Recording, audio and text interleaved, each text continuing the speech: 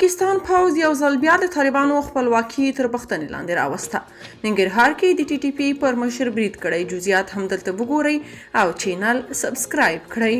پر پاکستاني پوځیانو د خونړي برید وروسته 2 ورځې وړاندې د پاکستان پوځ مشر او دفاع وزیر طالبانو ته ګواښ وکړ چې خپل هیواد کې د ترهګرو ډلو په ځانګړې توګه د ټي ټي پي پر ضد اقدامات وکړي او که چیرې داسې ونه کړي نو پاکستان به په خپل لاس په کار شي او افغانستان کې به خپل دښمنان په نښه کړي. ښکاري چې پاکستان خپل اخطار په حقیقت بدل کړ.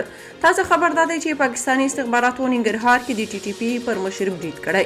د پاکستاني استخباراتو ځانګړې ډلې چې نوم یې د نه پیژندو وړ وژونکی ټیم دی د ننګرهار په جلال آباد ښار کې د پاکستاني طالبانو پر مشر نورولي مسعود د برید مسؤلیت پر غاړه واخیست. د پاکستان د استخباراتو د عملیاتي ټیم په خپل ټویټر لیکلي چې دوی په تر ټولو مطلوب د شخص هدف وړ ګزار وکړ خو نوموړي له صحنې په تیښته بریالی شو.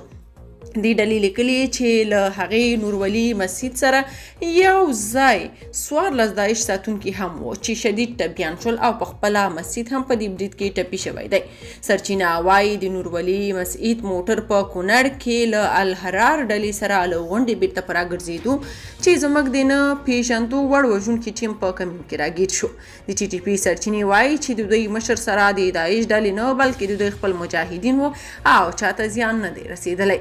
د ټي ټي پي اړوند ټویټر پاڼه له افغان طالبانو غوښتي چې پاکستان سره د له معاملې لاس واخلي او اجازه دې نه ورکوي تر څو د افغانستان خاوره کې پاکستاني حکومت عملیات ترسره کړي.